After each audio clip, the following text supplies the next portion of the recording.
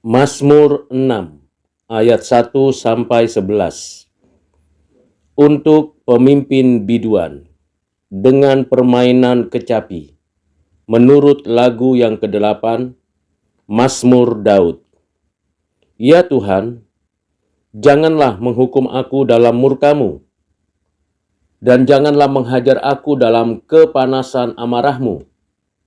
Kasihanilah aku, Tuhan, sebab aku merana.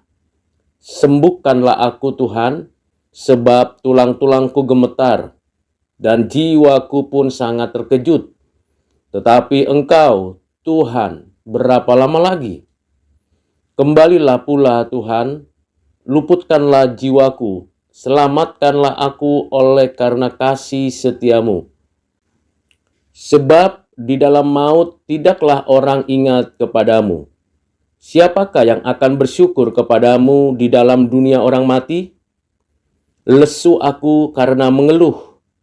Setiap malam aku menggenangi tempat tidurku dengan air mataku. Aku membanjiri ranjangku. Mataku mengidap karena sakit hati, rabun karena semua lawanku.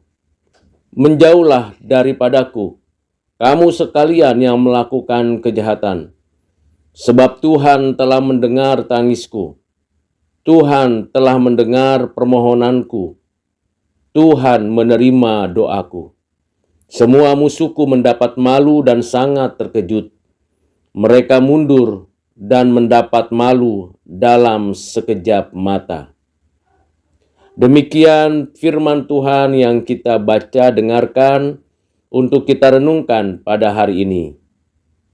Di dalam Mazmur 6 ini kita belajar pengakuan akan dosa-dosa kita kepada Tuhan dengan tulus, dengan jujur dan apa adanya. Karena kita mengetahui bahwa hukuman Tuhan atas setiap orang berdosa adalah adil. Dan Tuhan tidak pernah tidak melakukan penghukuman terhadap kejahatan kita. Tetapi juga saat yang sama kita memohon pengampunan dan belas kasihan Tuhan, agar kiranya segala murka dan kemarahannya dapat reda dan ditarik dari diri kita, supaya kita menikmati segala belas kasihan dan kemurahan hatinya. Kita segera meminta pengampunan dari Tuhan ketika kita tahu bahwa kita berdosa kepadanya. Baik kita sadar atau kita sengaja berbuat dosa kepada Tuhan, dan dampaknya merugikan orang lain atau diri sendiri.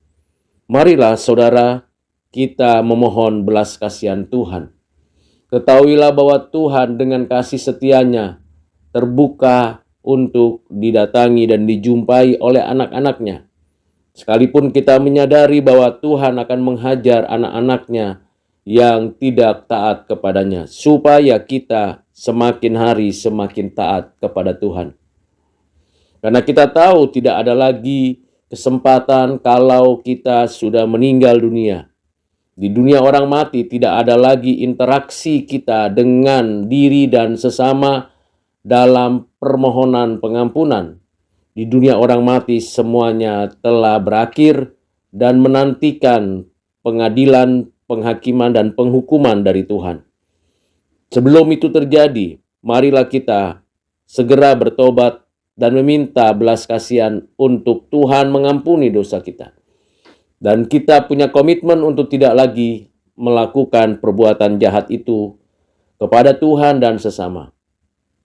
Di pihak lain kita juga belajar bagaimana kita harus benar-benar mengikatkan diri dengan Tuhan dan menjauhkan diri dari perbuatan-perbuatan jahat atau berinteraksi, berkomunikasi, berkomunitas dengan orang-orang yang berbuat jahat. Kita memohon kiranya semua tindakan kejahatan orang lain kepada kita itu dapat kita hindari dan kita hempaskan dari kehidupan kita. Dan kiranya Tuhan yang adil menyatakan kehendaknya. Kita bersyukur karena doa-doa kita dapat didengarnya karena kasih-Nya. Karena kita berdoa hanya dengan satu pengantara satu-satunya, yaitu Tuhan Yesus Kristus.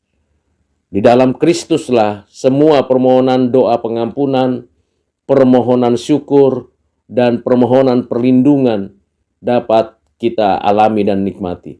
Sebab di luar Kristus kita tidak dapat berbuat apa-apa lagi.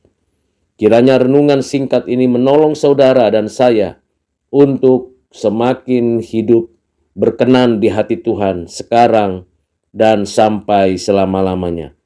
Tuhan Yesus memberkati saudara. Amin.